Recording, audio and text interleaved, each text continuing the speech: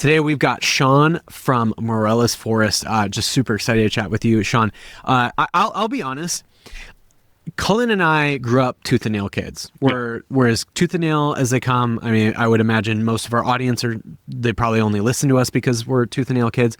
So we're tooth and nail kids. I will say that even like bands kind of before I got into tooth and nail, and maybe even left the label by that point, by the time I got into tooth and nail, like even those bands I'm pretty aware of.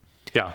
For whatever reason, I had never heard of you guys, and I feel like I have the whole like roster, like even historic roster of tooth and nail all memorized, but for whatever reason, Morella's Forest just like totally just doesn't ever come to mind. It never occurred to me that you guys were on tooth and nail. It was just, I just totally missed you all. And so when Cullen invited you on and we got this scheduled, I started listening to your guys' stuff and I was like, oh my gosh, you guys were so far ahead of your time, especially when it comes to like tooth and nail scene. You guys were so far ahead of your time. And so I'm just really stoked knowing sort of retroactively how incredible you all were. So I'm just excited for you to be on the podcast. So I don't know if that feels like a little dig. No, man. I'm glad you discovered it. Just sort of learning about you guys now. But yeah, I'm a huge fan. I cannot believe that I missed you all, especially the fact that you guys were tooth and nail. Well, that's been a long time since we released some of that stuff, so I get it. But we love anytime people discover our music, whether it's now or in the future or however it goes. But it is wild, even just talking to people online, how many people are kind of discovering our music for the first time. And a lot of our music came out like mid-90s, so that just kind of blows my mind that people are... Now, and it does seem like kind of the style, like you said before, I guess in a sense we were kind of ahead of our time because it seems like a lot of newer bands are kind of emulating that style, which I love. Yeah. It's amazing to see. So there does seem to be like a shoegaze, like noise pop type of sound that's really, I see newer bands all the time kind of emulating that style. So I'm on board 100%. It's cool. Yeah. I would go even so far as to say that you guys were just dripping with cool factor. And it's like an effortless cool that was way too cool for the Christian scene you guys were in. It's funny you say that because it's like I just felt like we were playing music that we liked a lot of British bands growing up, like Lush, Ride. I'm not sure if you guys are familiar with those. Yeah. Those all came out like mid-90s too. The Cocteau Twins. But when I think about it now, it is stuff that probably a lot of Christian kids weren't familiar with. But at the same time, it is all so cool that we got to expose them to something different, So yeah. Well, then, one of the things. Go ahead. I would say, like, there's other groups that kind of took up the mantle as well and maybe did a similar vibe. If you look at like Starflyer's work and stuff like that, sounds a lot of like similar vibes. It is interesting to me just how it feels like this is music that was made yesterday, not music that was made in 1995, 1998, and so on and so forth, It's funny that you say that because somebody just told me that recently. They're like, man, with your artwork and the music, it seems like something that could have been a year ago, or recently. And I'm like, just stoked to hear that, of course. But are you guys familiar with Tooth and Nail News? The guy doing that, Cameron. I always forget who's behind that, but his name is Cameron George. He said to tell you guys hello. By the way, he likes your podcast a lot. Well, Cameron, he always will reach out to us, and he seems like a really great guy. Great dude. Well, that's who I was talking about as far as Morella's Forest, because he was incredibly young when we came out, so he didn't remember it, but his dad's like awesome. His dad's like a huge Zayo, Norma Jean fan, and he's like just like an encyclopedia of tooth and like I feel like I know some stuff, but this kid's like 24, 20, and he can just no way, really? Oh, it's incredible, his knowledge. Like that's even crazy. Stuff that I didn't even know about that came out on Tooth and Nail, he knows about it. Okay, wild. So that's like the coolest thing in the world, because Mason and I were literally just having this discussion last night. We were talking about how if you had a cool dad that listened to cool music, like that's this kid. You got such a leg up. Good for him. It's amazing. He's gonna have. We did a video. I'll send you a link or something for it on the Roster Music Club, and he's kind of helping with that podcast as well. And it was so funny because his dad was like a huge like POD fan, Norma Jean. And he's like, who's this Morello's Forest? He had no idea who we were. But after he heard it, he's like, okay, I get it. Because he kind of like you were saying, he remembered it, but he didn't remember much about the music. So I love it. It's cool. And I've been able to discover a lot of newer bands that came out after Morello's Forest on Tooth and Nail lately. Yeah. Cameron knows all these new bands, like, Right. My Epic, you name them. I mean, all these really interesting stuff. Yeah. Hell yeah. I definitely want to get into the legacy of Morello's Forest, because I think there's a lot to say there, especially given the fact that you guys, especially within the Tooth and Nail scene and your guys' sound, I think there's some really good questions there. But before we get into that, what I'm really curious about is just like, how did you get into music to begin with? Like, you as I would imagine that one like yourself doesn't just immediately start playing shoegaze. Right. There's some development. There's some sort of evolution that happens towards that. So yeah, how did you get into music? How did you eventually get into wanting to even maybe create this sort of shoegaze type of music? So growing up, my dad was a radio DJ. So me and my younger brother played in Morello's Forest too. He was the drummer. Yeah. So we were exposed to music, like super. Some of my earliest memories was my dad just playing records on the weekends, So did you and your brother, because you were playing bass, like did you and your brother have like this like telepathy that's even beyond like a typical like rhythm section of a band because you were brothers? In what sense? I'm not sure what you're asking. Like, I don't know, like you typically see like, if you see a really good band that has a really good rhythm section, like those guys are always, they're in sync with one another.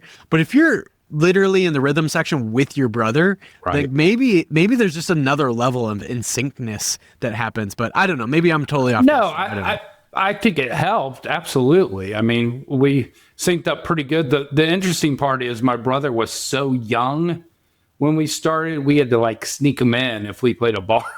So he couldn't even get in. He was like 17. And I was like probably 20 at the time. Well, no, I'm 4 years older, so I was like 21. But my brother couldn't even get in some places if we didn't play a church or a fest. We played a bar, mom and dad had to kind of sneak him in. But that's funny. That's incredible. Did you guys ever have like any good, like, there's band fights, but then there's like your brother's in the band and that's like a whole other type of fight. Like, yeah. Did you guys do like the whole, like, I'm always forgetting their names from Oasis, the Liam, the Gallaghers. Yeah. Did you do any of the Gallagher type fights?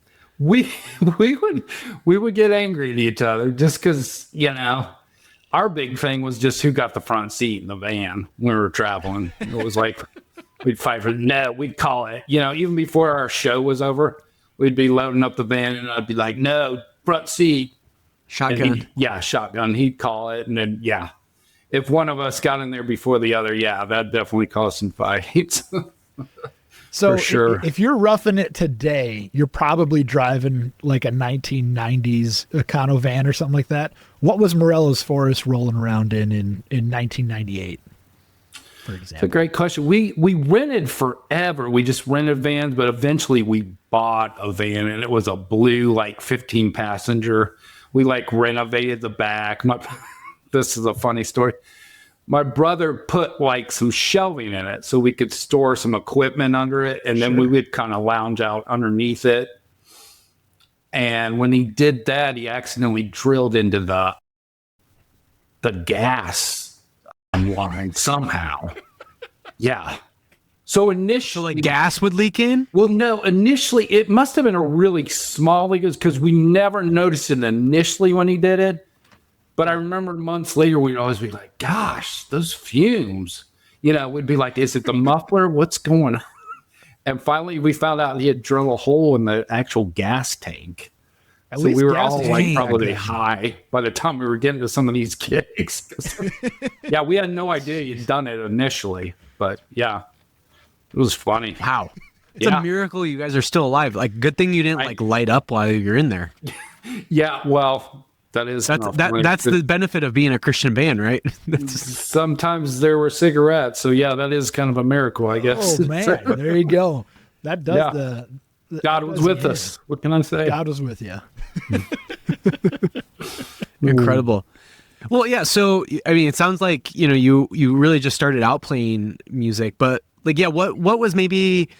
What were there like other shoegaze bands at that time that were kind of coming up where you're like, hey, I really want to do this kind of thing? Like, what was the impetus or what was the inspiration to really want to do that kind of particular music? Well, initially me and the guitar player, Sean Johnson, were in the same youth group.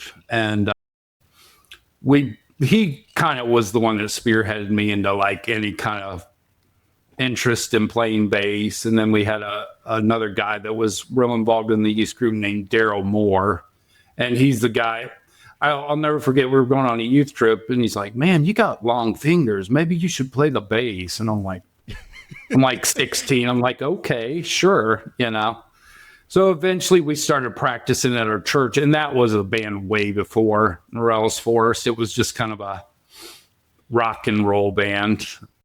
Hell yeah. And Sean and me, just as we got a little bit older, started listening to, early on it was probably U2 and the Police, stuff like that. And then as we got a little bit older, we started being influenced by a lot of the British bands, like I was saying before, like Lush, Curve, the Cocteau Twins, Jesus and Mary Chain, a lot of that stuff. So that kind of helped, definitely influence our direction and what we wanted to do. So like My Bloody Valentine and like Slow Dive would have been like, they would have been coming out around that time too. That I don't know if they had any influence or not, but I remember going to see Slow Dive with him in Ohio, and we were just like, how does a guitar? I was literally blown away because it would just. I've never heard guitars sound like that. I'm like 21 or 22, and I'm like, how are they made? And they're barely. That's what's wild about a lot of that music. A lot of it had so many effects that they're barely even strumming the guitar hard, but it's just processed enough, and they're hitting the right chords that it just sounds like a wall. And I was just like, whatever this is, I want to do something like this. Yeah, it just kind of blew my mind. So I've always noticed, even on like your early records, and I'm not trying to toot your own horn for you, but you've got a very musical bass style, and it makes me think that maybe you weren't just a guy with long fingers that could get his hands around a bass easily. I think there was something else that somebody saw in you, or that you had experimented with in a very interesting way, because you don't just play root notes like a lot of bassists would.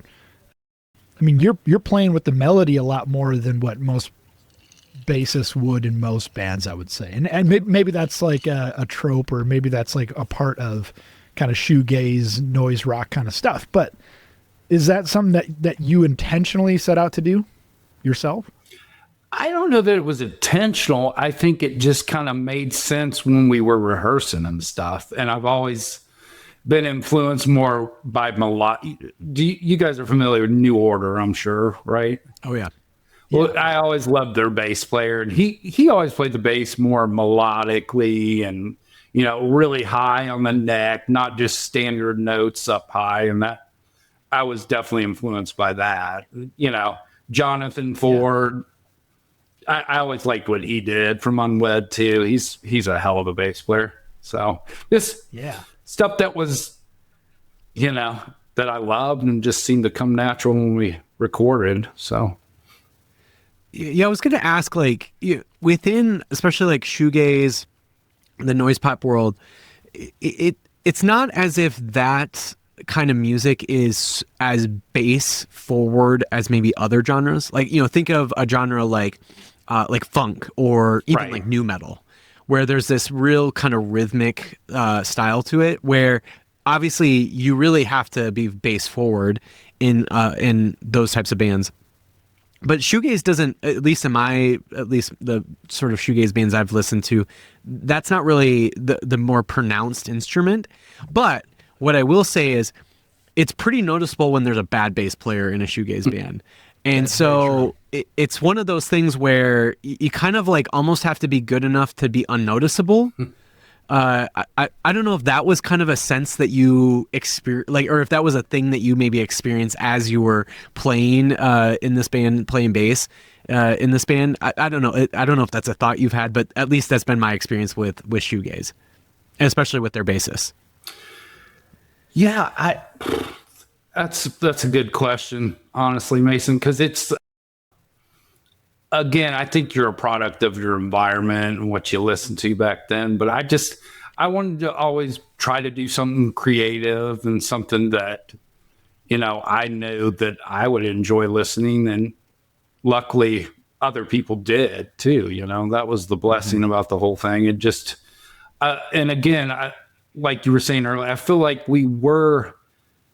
it's just funny because when I hear our music now, I'm like, God, it did seem so kind of ahead of the tide. But again, we were just people that enjoyed that kind of music, and it just worked. So I'm just thankful it worked out the way it did. So how did the rest of the band come together? Especially when I think of like Sydney, for example. I mean, she has one of the most interesting voices that just perfectly matches Morella's Forest altogether, I would say. How did she come into the scene, and how was she received at that time by crowds and by contemporaries? We really got lucky with Sydney because, again, it was me, my good friend Sean Johnson on guitar, and then initially I was playing guitar when the band first started, and we had a bass player, but he had a weird work schedule. So we're like, Sean, it's your turn to play bass. So I ended up picking up the bass at that point. And then Sid, we found at like a local record store. This is how long ago that was. We just hung up a flyer and we said, must like these bands. And there was a guy that had dated Sydney at one point. He's like, I may have just the girl for you guys. And we're like, okay. We had no idea who this lady was.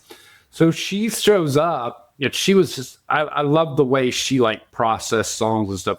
Because she showed up and she just had like a little notepad.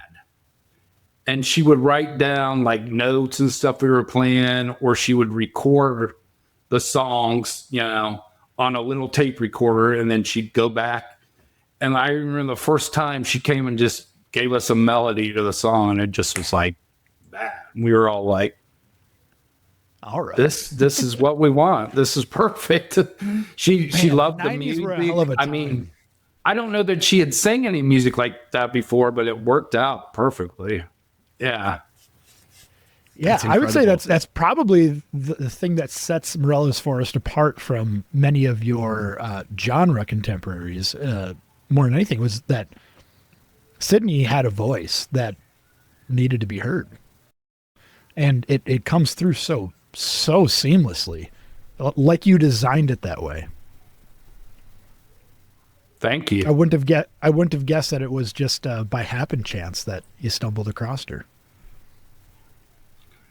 I just think, again, sometimes you just get a right formula or people that you enjoy playing music with, and it clicks, man. And yeah, I think that's exactly what happened with us. We were just kind of a time period where we were huge music fans and knew we wanted to play music. And we really got lucky with Sid when I think about it, because I don't know that it would have been the same with somebody else singing. Probably not. So Yeah. Did you guys were you guys experimenting at all with like any other vocalists before she came into the band? That's what's so wild. Not really. No, we just were you guys even like thinking about just like kind of being a post rock band or something, or what was it something where you were like, okay, we do need eventually a vocalist, but you just were playing around with? I think we always knew that we needed a vocalist, but some of our favorite bands at that time period just happened to have female singers, so that's why when we hung up that flyer, we didn't even necessarily know that it would be a female singer, but again, I think it was just really good timing and luck that we found Sid. So yeah. Well, I'm trying to remember. Like, obviously the main songwriter and singer for Slowdive is a guy, but I want to say they have like a long-term woman in that band too that sometimes sings, and she's got a really I don't know if it's a similar. I wouldn't say it's a similar voice to Sydney's, but she's got a really great voice for that type of shoegazy music as well. Her name's Rachel Goswell, and her and the other guy Neil, the guitar player, both kind of trade off vocals, but it works amazing for them. They're still going strong, and man, they write some amazing stuff. If you haven't heard, they just had an album just come out recently too. Yeah, last year or two. It's incredible, man. It's as good as really good. Any of the stuff they wrote in the 90s. Yeah, definitely check it out if you haven't heard it yet. For sure. Speaking of Sydney, and we're kind of jumping ahead here, but there's kind of a mystery that we need the internet to help us solve. And that's no one knows where Sid's at. Right? Right. Yeah. It's $1 million question. Yeah. So can you kind of, like tell us how what happened? Like she disappeared and then no one knows. I can't even find her on the interwebs. I've looked all over the place. It's fun. You know the band Luxury, right? Yeah, for sure. There's the bass player did like a deep dive. So did Jeremy Gold from The Rumors Are True. He said, "It'd say what's up." By the way, he did a deep dive a couple years ago, and none of us could find her. Yeah, the last time she was seen was wild. Like 2010, I think. And we didn't want to get morbid right away, but Chris even checked out the obituaries. But thank God she was definitely not in there. But it's kind of weird. This is a wild story. She grew up in Dayton, where we all did, Morella's Forest. And about a year ago, I went up there to see some old friends. And I went to her house where we always knew that she lived. Again, we've all kind of lost contact with her a long time ago. And there was cars in the driveway. I go up, I knock on the door. I left a note, give us a call, nothing. So I'm not even sure that she's at that house, to be honest with you. So it's all kind of a mystery. Yeah. So that's Go ahead. It begs a lot of questions, doesn't it? It does. It does. We need help from the rest of the internet. Do you know who Scott Hatch is, by the way? Podcast. Do you have any idea who Scott Hatch is? The name is familiar. Let me look it up quick. He had a label, he still does, called Burnt Toast. It's out of Pennsylvania, but he's always kind of wanted to do a documentary. He's fascinated by the whole thing. He's like, where is she? What has she been doing? And I wish I could give her more information, but nobody seems to know where she is. Maybe she was like a Russian spy or like a secret agent or something like that. I could see her. She was a sweetheart, super kind to people, but I could see her just being at a point where she's like, nah, I'm good. I don't want to be bothered. You know what I mean? She was always a very kind of, that's what blew me away, that she decided to be a singer, because off stage, I mean, she was so shy and quiet. But again, when we'd be at a show, we'd all be loading up the van and she'd be the last one to want to leave because she talked to everybody that was there. She was a sweetheart, really good person, but just not the typical type of singer, definitely more on the shy side. Interesting. Sure. Is it something where, like, when you guys kind of broke up in 2002, was it something where, like, you lost contact then? Like, I'm like wanting to do like sleuthing stuff right now. Like where do we lose contact? When's the last time she's been seen? Kind of like, but yeah, was there something that happened that you feel like maybe happened, or was it just simply you lose contact and then next thing you know, you're like, wait, no one knows where she's at. Is it one of those things or what? So in 2003, I recorded the first 2 EPs. This was prior to Tooth and Nail, and then I did 3 after that on Tooth and Nail, after we got signed to Tooth and Nail. And then I left the band in 2003 because I got married and just kind of needed a break. I had done it for probably 10 plus years at that point. So it was just like, get married, I need a change, you know? But that's kind of when I lost contact with her. But they went on and did that. They went in ahead and did a whole nother release record, with Jesse Sprinkle on drums, you know, who played with everybody, Demon Hunter, you know, poor old Lou. Yeah. But that's when I lost track, probably 2003, 2004, when I left the band. And they went on, did that last recording, which was called Tiny Lights of Heaven. And Sean talked to her up until the end of that release, and they did a little bit of touring after that. But after probably 2005 is when he last talked to her. And then a mutual friend of ours saw her in like 2010 at a concert. And that's the last person that's really had any contact with her or seen her or anything. So it's just kind of bizarre. Yeah. It is bizarre. And the fact that that circle hasn't rediscovered her. I mean, when you're a touring band for 10 years plus, you expect that circle will keep in contact in some sort of way. But the fact that it just, like, she literally just vanished. Right. Again, we all do. And then me and my brother live in the same state here. We're in North Carolina now, but yeah, Sid, again, I can't tell you why or what happened, but no more Sid. She's MIA. Maybe she's in witness protection or something. I don't know. Yeah, well, that's what it almost feels like at this point. Yeah. Like, I mean, gold and like a lot of people that have are like fascinated with it. I just hope that she's okay and in a good spot in life. That's all I can wish for. Yeah. You know, but it is wild. I did about 2.5 hours of looking around on the internet trying to find anything. And the only thing I could find was a whole bunch of people on some random message board back in May talking about how much they miss her singing and they're trying to find her. Yeah. It was like the other thing too is like at this point she probably looks so different. Well, that's the thing. Like, and believe it or not, you could probably run into her right now, Sean, and you probably be like, maybe that's her. Right. And again, she's up. I could just see Sid being like, yeah, I did that. I'm okay now with where I'm at. Like, you know, let's move on. But who knows, man?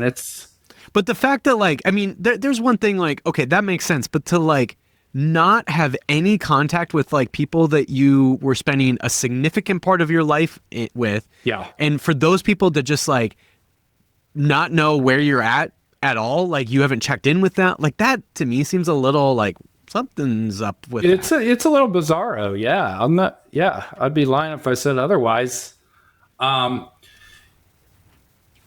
We released our first 2, a label out of Ohio released our first 2 records on vinyl, Lost in Ohio.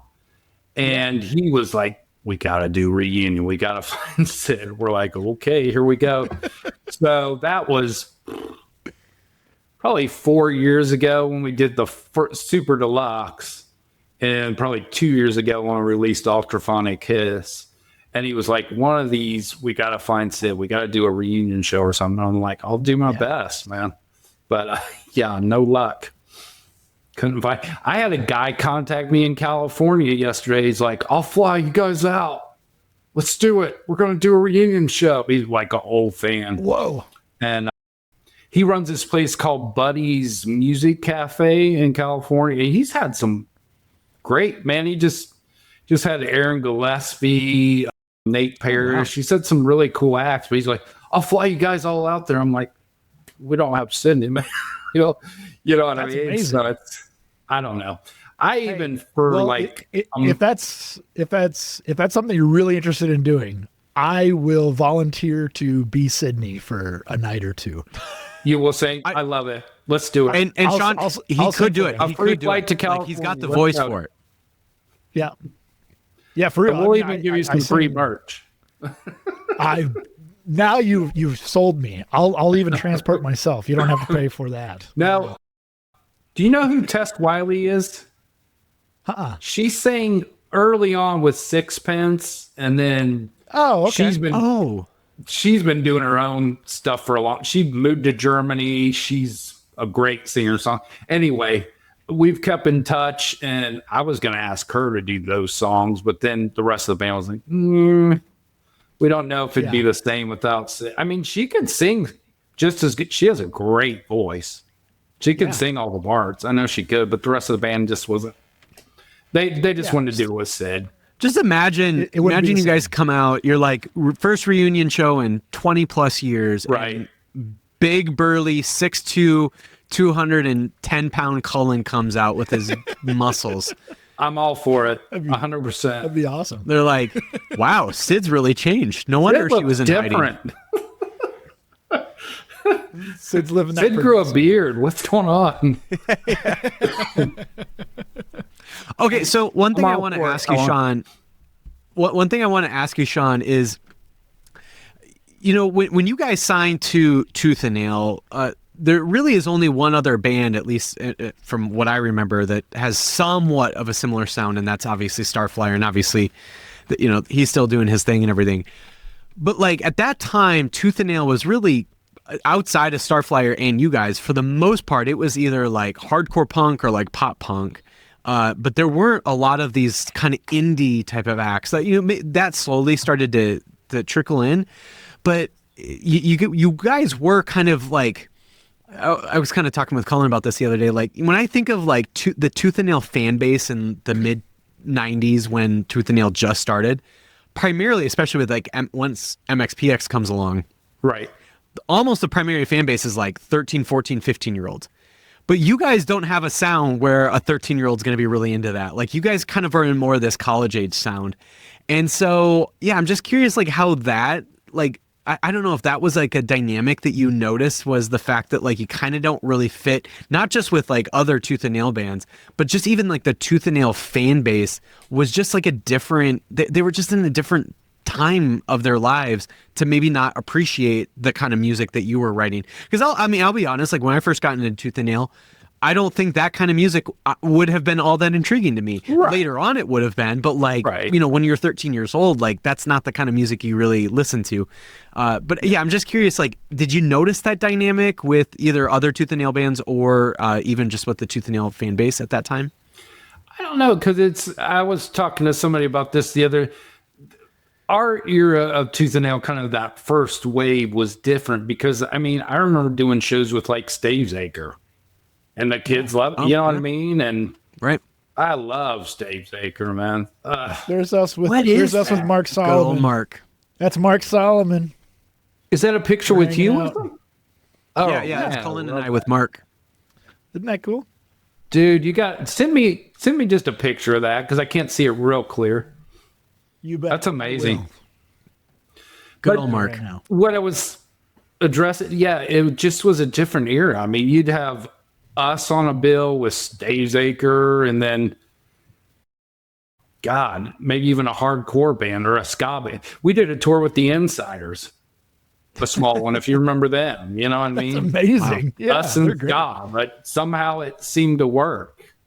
Because I just feel like even myself, kids were so starved for music at that point, and not that they're not now, but they were just, oh my God, there's something that I like that my parents will let me listen to that's Christian, so they were just starved for that kind of stuff. So it seemed like all the bands had no problem really getting kids to get into it or sell merch or whatever. There is something to be said. I don't know if that maybe it kind of exists now. I don't know, but certainly in the 90s, especially within the Christian scene, I think one thing that's really cool about that scene was anything that was alternative music, whether it's hardcore metal, indie, shoegaze, it doesn't matter. Like if you're a Christian band and you're kind of in the same like geographic region, like you're all just playing together.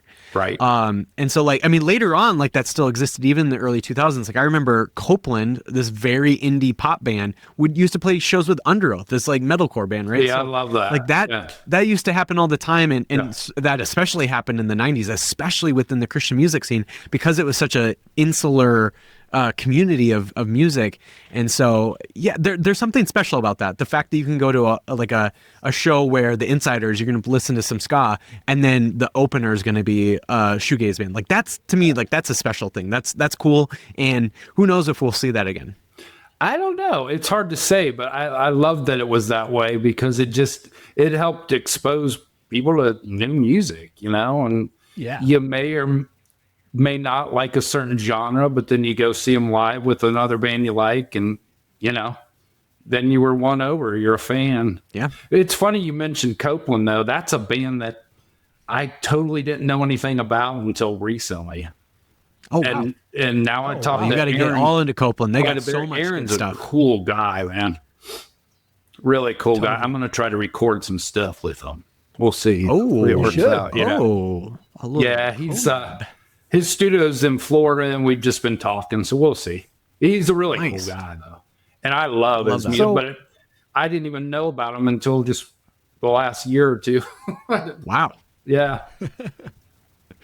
What does music sound like for you these days? Is it in the same vein as Morella's Forest, or is it something a little different? It's funny because I feel like I'm a little more open to different style. Like when I was in Morella's Forest and younger, I wasn't like a big country fan, or I wouldn't even touch it. But as I've gotten older, if the song's good, I'll listen to anything. There's some country music that I love now. That back then I was under and like, you know what I mean? That's not my thing. The 90s was the heyday of country music and line dance. God, there's so many now. When you think about it, that was like the forefront. Garth Brooks, you name it. So is that the kind of music you would like to record then too? Now you're saying? What type of music? Yeah. That's a great question. There's a couple bands recently that have asked me to play bass, and they're I would say they're kind of like a melodic pop, not necessarily what Morella's Forest was doing, but definitely kind of in that same vein, if that makes sense. Yeah.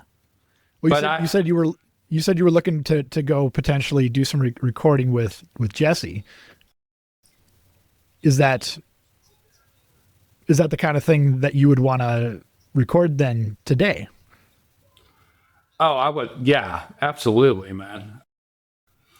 Just something that interests me and something creative. That's the way I would describe it. I'm not opposed to writing or recording with any type of band like that. I have a couple people that I've met over the last year or two that are just really good singer-songwriters too. I love that sort of stuff. I love when a person can just pick up a guitar and write a song. That's to me is a special talent. It is. And it's something that's underappreciated these days, I think. To kind of pivot a little bit. Yeah. One of the things that I find interesting, not just about Morella's Forest, but I think for a lot of bands that were kind of in this scene, especially in Tooth and Nail, is there always seemed to be maybe kind of a complicated or complex relationship with being labeled Christian music. And so, yeah, I'm just curious, like for you guys, like, or especially maybe where you're at now. I mean, it's been so many years since you guys, were a band together. Yeah. Like how do you think about that now? Like, is that something where you're like, you were kind of glad that you kind of sort of drew this line in the sand of like how you navigated that relationship? Or is it something where you're like, well, maybe I should have really thought of that a little differently when I was in my 20s? But yeah, I'm just curious, like how you maybe look back on that type of relationship that you had with that industry, with that scene. Yeah, I'm just curious, like, how you think about it now. I think, honestly, we were just thankful that we could write and record music and have a label put it out. We never, even early on, said that we were a Christian band, but we weren't. I mean, we played it all. We played a lot of bars initially before we even signed to Tooth and Nail, and then I can't tell you how many churches we played at after we signed to Tooth and Nail, but we were just honestly thankful to be doing it and playing for people that enjoyed it. Sure. I can get people's mindsets on why they were maybe turned off or not thrilled about it, but I don't feel like we ever felt that way. Sure. So, well, I it does make one wonder, because I think Morella's Forest is a reference to C.S. Lewis, right? I'm sorry? Morella's Forest is a reference to C.S. Lewis, correct? It's actually an Edgar Allan Poe story. Edgar Allan Poe. Yeah, and it's the name of the story is actually called Morella. And okay. She lives in a forest, believe it or not. Okay. I could have swore that C.S. Lewis had a connection there as well, but he may have one. I'm not aware of that one, but he may. Well, that would have been like the perfect double entendre for a band on signed to Tooth and Nail. Now, do you know of the original Morella's Forest name? Do you know anything about that story? Yeah. So was it the Martin brothers that were involved with that? Yeah, and it was like in the late 80s, right? Yeah, and we were a band from Dayton, Ohio. They were from California, so we had no clue that we would ever come in contact with it. How bizarre is that? A small world. But Sean, our guitar player, was kind of stuck on it. We're like, okay, let's go with it. Never having any clue that we'd come in contact with Jason and Ronnie later on. It's such a small world. So that was pure happen chance. Yeah. So there was no crossing of the streams there, is what you're saying. No, none whatsoever. So in the exact same, like, generally social and musical scene, you ended up picking the same name. Label mates, even. Label mates. Yeah, and that's what's so wild. One of our first tours was actually with Starflyer. So how small the world is that? Of all the bands we could ever come in contact with. Did they ever give you shit about that? Ronnie, I don't know if Ronnie was on board initially, but once he got to know us and we did some tours with Joy Electric, he seemed okay with it. But initially, yeah, like I said, we never thought we'd have any contact with that band at all. That's hilarious to me. Yeah. I think that's amazing. It's a small world. That is such a strange reference for a band name that was completely thought up out of the ether from two different areas, but it ends up in the exact same scene at roughly the exact same time. And playing the same shows, which is why I'm touring. Yeah. Yeah. And even relatively similar music styles. Yeah. Well, Starflyer was the reason we wanted to sign with Tooth and Nail. I heard some of their music initially, and we sent Brandon this is how long ago, we sent him a demo tape. Yeah. And he liked it enough to sign us. So it's a wild world sometimes. That's right. Yeah.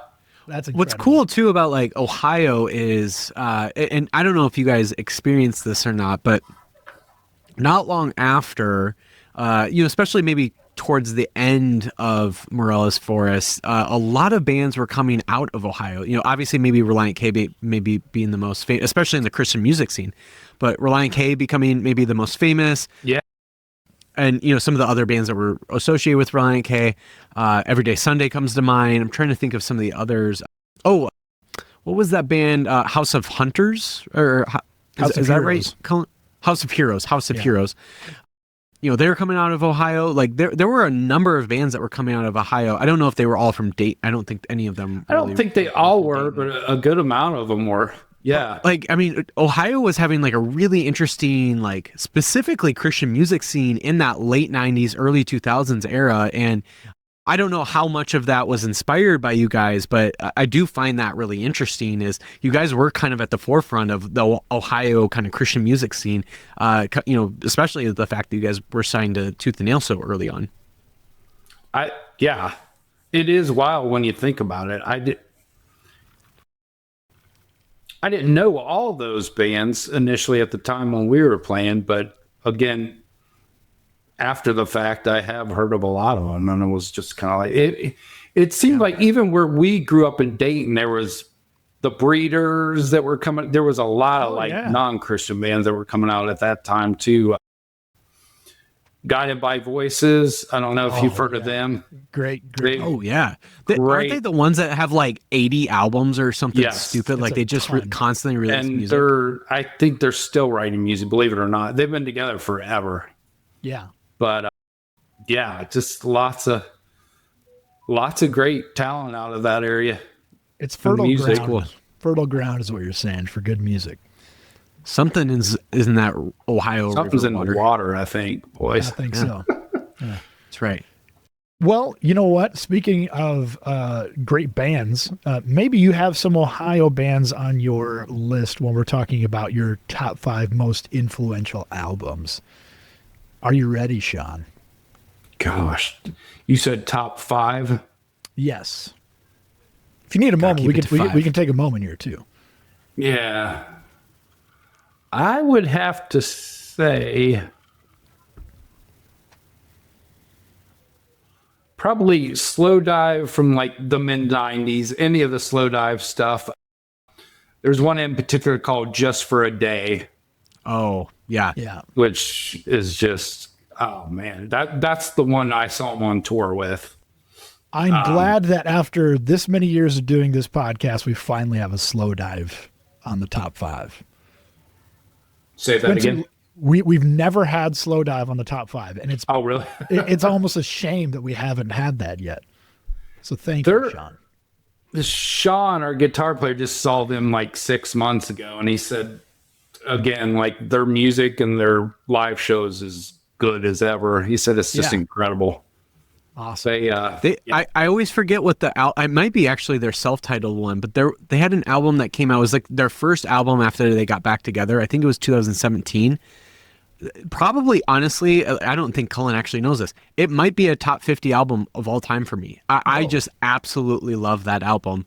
And it's probably the only Slow Dive album I have on vinyl. It's so good. I did really like that newest one that came out recently in the last couple of years, but that one from 2017 is outstanding. Yeah, it's killer. Yeah. They have a sound that I think's just kind of held up too. They've always had the same style, but they continue to kind of reinvent what they're doing too, which is not always easy because they've been a band for a long time now. For sure. So that's one for sure. I would say, God, I'm looking at my albums right now. I'm cheating. Hold on.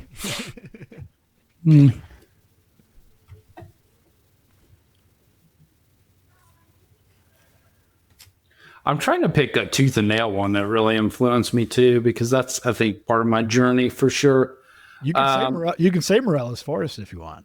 I would say Luxury was definitely one of them. Heck yeah. Heck yeah. Their first album, Amazing and Thank You. I like all their stuff, honestly. And I think they've just continued to write great music, even after they've been off Tooth and Nail for quite a while. But they recorded their first album around the same time we recorded our first album. And that was actually at the same studio, which is cool. That was in Nashville. It was called Neverland Studio. Neverland. And I think they were signed about the same time we were too. So we ended up recording at the same studio. So definitely Luxury, Slow Dive. I've got 3 more. Jeff Buckley, Grace. Oh, yes. He was a singer-songwriter from the mid-90s. He only put out a couple albums. He unfortunately died in an accident. He was swimming in the Mississippi Isn't he River. part of the 27 Club? I think he died at 27, right? Yeah, really young. I can't remember his age, but he had a different kind of voice with that guitar. yes, and He was 30. He was 30. 30. and could hit some notes I've never heard. I don't hear a lot of singers hit. He definitely had kind of like a Radiohead influence, but he was way kind of even before Radiohead too. Yeah, he so was. Yeah. That and his cover of Hallelujah is just outstanding. That might be as in much my as the top Leonard 5 Cohen songs. version is so good, but his version might be better than Leonard Cohen's. It's incredible. If you haven't heard it, Colin, it's check it out. I've heard it for sure.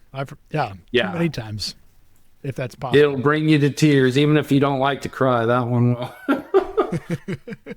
So that's, what am I at? 3, 4, Yep. 3. You're on number 4 now. Okay. 2 more. I would say Starflyer definitely would be in that top 5. Probably, man, their last one, Lust of Gold, was incredible. It was great, wasn't it? Mm-hmm. I feel like Jason's voice is better than it ever has been. I agree. I don't know if he's smoking a lot more cigarettes or what, but it's just got kind of like a more about. It's got like a raspy sound to it. It's just, you can tell it's matured. I don't know if I've ever met a Starflyer fan with the same favorite record. Every Starflyer fan I meet has a different favorite record of theirs. Well, that's because there's like, what, 50 albums to choose from? Oh, there's a lot. There's a lot. It's unreal to me that they're still going strong, man. Usually you would think that there's like one that like everyone's like, all right, that's probably the one that is the most influential for the most amount of people. But like when it comes to Starflyer, every single record is. Do you have a favorite? Portuguese Blues. Okay. Yeah. See, that's the one that I hear a lot. I need to revisit that one. I really haven't heard much of it, to be honest. But I do hear a lot of people say that is one of their favorites for sure. That's cool. Well, Cullen had like an interesting like insight the other day where because they've released so many albums throughout so many years, it's hard to like actually really pick like one specific album, and like you can only really pick eras. Like there's different eras that are very clear cut with Starflyer, but because there's so many albums, like you almost have to like put multiple albums within certain eras. And so it's hard to like pick down just one album, but it's easier to maybe pick like one particular era of Starflyer. Yeah. They, they're just, I think it's cool that his son, Charlie, is doing music too. That's got to be a really proud dad moment to have your son. And it's not a bad record too. It's a good record. I think Jason produced a lot of it, and I know Charlie played a lot drums and a lot of stuff on it. His son. Cool. Yeah. Yeah. All right, I think you got one more, right? One more. One more. God, there's literally so many. It's the hardest question that there ever was, you know? It's got to be like the worst question a music fan should be asked, right? Yeah. Say that again. It should. It's like the worst question that a music fan can be asked.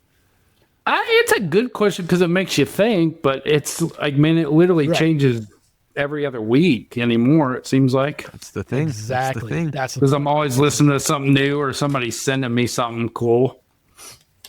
Heck yeah. Oh, you're investigating. I'm going to probably go with my friend Kevin Embleton. He's a singer-songwriter out of Nashville.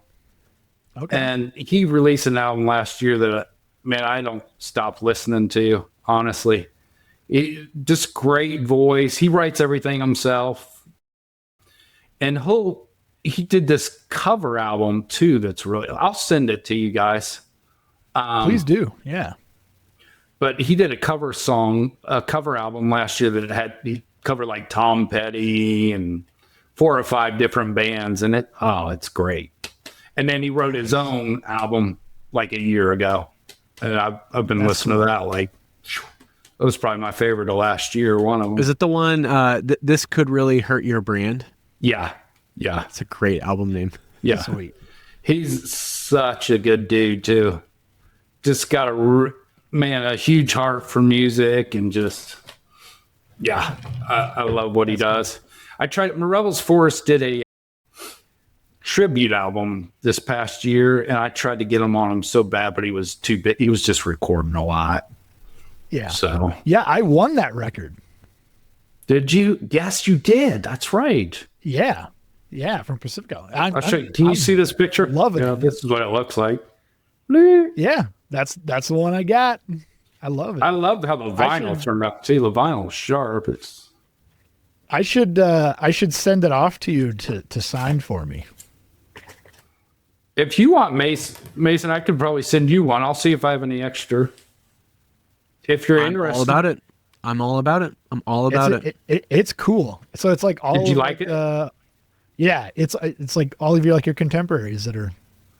Like Watashi Wa did a song. Oh, that's right.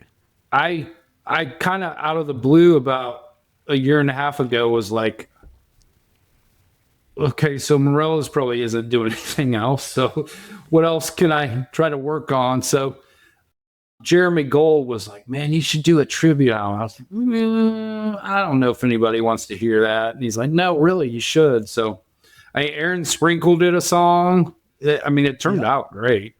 I was stoked. Yeah, it's a who's who of great artists in the scene. Thank you, man. A great record. So yeah, if you didn't win it that day, I was going to try to send you one anyway. I was like, Cullen wants to win. That's right.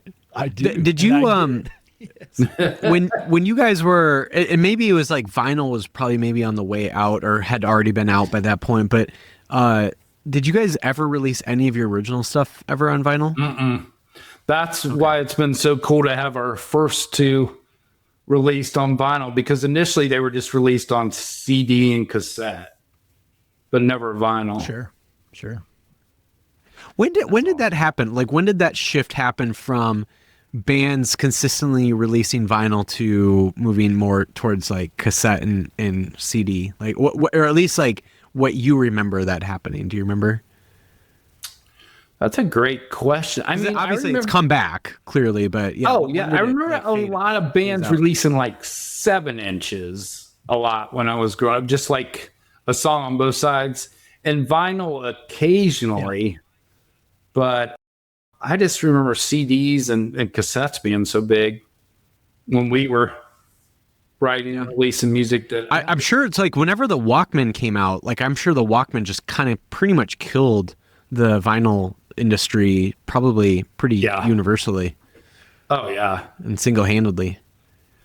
It's something about vinyl is just so cool to me. That it's the tangible aspect of it, and just being able to, if they've got lyrics or a picture, it's what I grew up with too. So it's always going to have a special place for me.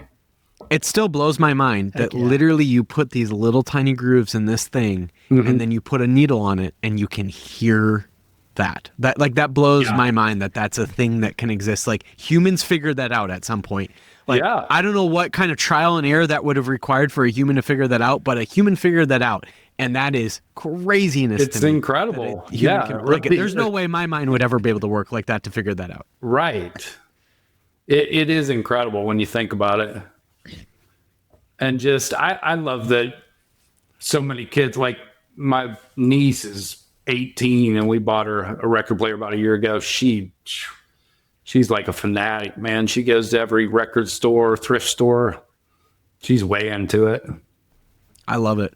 That's and cool. It's coming back. Like, it became a $1 billion industry again, like not that long ago, maybe a decade ago at this point, and it's probably remained that. Like, there is clearly a market of a music fan, regardless of the genre, of people. Right. They just want to touch the thing. They want the experience of putting it on the record player, putting the needle down, turning the stereo on, and there's something about that you lose if you're only listening to Spotify. And not like I think Spotify for me has always been great to like discover new artists. Right. But in terms of the artists that I'm like, I love, there's something about an experience to be able to like get that physical thing, especially when it's something that's signed or it was like hand printed or there's something special about it. Yeah. It's just it's a really cool experience, and you don't get that obviously when it's just purely digital. Well, that's like, I mean, I love the fact that I can find anything on my phone now and stream it like that. That's incredible because I never had that growing up. But I also, like you just mentioned, love the fact that I have to take the time, put it on my turntable. I mean, those vinyls that I have just stick with me more. And those, I think, is music that I'll remember long term. Yeah. It's awesome. Yeah. Yeah. And the fact that I was actually I was thinking about this the other day too. Like I was thinking about probably like my top 5 favorite artists. The thing that I think they maybe all have in common, there might be other things, but one thing that comes to mind that they have in common is they were all really good at ordering their songs in an album. And that's the whole point of a vinyl, right? Because you can't skip a song on an album, right? Or on a a vinyl album. So, right, like I think that's what's really cool is like there is an art form. I don't think a lot of bands realize this, but there is an art form to how you order the songs in an album, and when you're in the vinyl era, you have to do that. And so I don't know. There's just something really cool about that, of just the artwork of that I think a lot of bands miss. I've always been a big fan of artwork, even going back to Morella's Forest and just, again, you look, how many records have you bought in the past? I'm that sucker that bought it just because I love the artwork. And, if it's something amazing, great. If it's not, it's not the end of the world, at least I tried to discover something new, but it is, vinyl's incredible. That is. I agree. I just recently. Sorry, my network. Go ahead, Colin. Yeah, you're a little leggy, but go ahead. I might have to stay silent. That's all right. Nah, don't worry about it. Go ahead, Colin. That's okay. Go ahead, Colin. Okay, I'll go ahead. So I recently took my old vinyl unit and I took it to my classroom. I'm a teacher by day. So I took it to my classroom and I bring in a new set of records each week. And my students they're not really sure what to think about it because I used to play music from the computer. And now I say they can pick what they want, but they have to pick from my weekly haul. Right. It's like this limiting factor that's actually requiring them to think about what do I want to listen to over the next 15, 20, 30 minutes, and not just like skipping around from song to song. And it's a completely different experience for them that has been a really cool change. So I think that's incredible. And I think they're more likely to remember it too. If they have to do the work, just like anything, and pick out the album that they want to hear, they're going to remember that song as opposed to just scrolling through 1,000 different ones, Yeah. I will say though, I messed up because one of my students bought me a Nickelback vinyl. And they think it's the funniest thing on earth. It is kind of funny. Yeah. Do you like Nickelback? Do you like Nickelback? I despise Nickelback. No, I don't. No. He loves Creed though. Creed wrote some great songs. Creed. Yeah. It's not something I'm going to put on first. I don't mind some great songs. Right. I don't mind Nickelback's first record. When Black turns to blue, what is it? I don't remember. Anyways, I don't remember. The one with the car on it. That one's all right. It was a 90s band. They couldn't have been too bad. You know what I mean? That's right. That is the thing about the 90s. Like, it's like, Yeah. I mean, even the worst of the 90s was like not bad compared to the most other eras of music. It is, and I know everybody likes to say my era. You know, I'm not even, naive enough to say that, because I think there's amazing music coming out now. But the '90s definitely was a special time for music as far as what came out, and stuff that I even still listen today, which is amazing. 100%. Hell yeah. Well, Sean, what do you want to plug? Obviously there's the tribute, vinyl. You got the vinyls going and everything. So yeah, what do you want to plug for, whether it's Morella's Forest, whatever else? We do have, again, the tribute album available through Pacifa Records. You can find that online through Instagram, Facebook, any other media. They're on TikTok. It was released last July. You can also stream it on Bandcamp. We do have new Morella's Forest shirts that I've made within the last couple months, and those are available. Have you seen any of those, Cullen? They're on merch. Cool. Yeah. Are they throwbacks? I'm sorry? Are they throwback designs? A couple of them are, and a couple of them are new designs. Okay, cool. I like that. Yeah. That's a good idea. I think more bands need to do that. I think they need to have they need to reissue designs of t-shirts. Yeah, it's a company that I work with out of Jacksonville, Florida, and they're just awesome. They're real into the music. They've even helped me design a couple of the shirts, so it's fun just to design new stuff and, maybe win a couple new fans here and there. So you never know. Yeah. Heck yeah. You never know. Love it. Well, Sean, anything else you'd like to plug? I think that's it, guys. Yeah. All right. All right. We're excited. I mean, obviously, who knows what's going to happen with Morella's music or with Morella's Forest music moving forward. Obviously, we'd love if we could, see a show again if that ever happens. But the fact that you guys are, putting out the tribute album, the fact that, what's really cool is, and I would imagine this is cool for you too, like the fact that like you clearly are seeing that there are people that still care about what you guys did. Like, and it for you, it probably feels like, wow, that was a lifetime ago.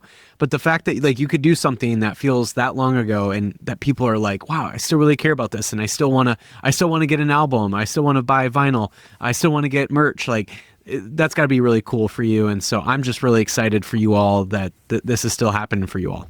Thank you so much. Yeah, man, I had a guy from Atlanta reach out the other day, and he just bought the tribute, and he's like, man, I didn't know anything about it, but yeah, just total fan now, which is amazing, especially all these years later. But that's what I love about music, though, man. It's just a good community, and it's a good way for people to figure out, stuff they love and share it with friends, family, whatever. But it's always been special to me. So I love spreading it to other people. So for sure. Well, we're just thankful for you, grateful for you to come on here, talk about Morella's Forest, and it's just, I don't know, it's really cool. A lot of the bands that Cullen and I interview, it's more kind of like that mid 2000s, 2010s kind of tooth and nail stuff. So when we're able to go and actually dig into the actual classics, the originators, that's always really cool for us. So yeah, thanks so much for chatting more. We're just big fans, and we'll see what happens with the life of Morella's Forest moving forward. But yeah, we're just super stoked with where you guys are at right now. And so thank you so much for chatting more with us. Absolutely, guys. Thanks a lot.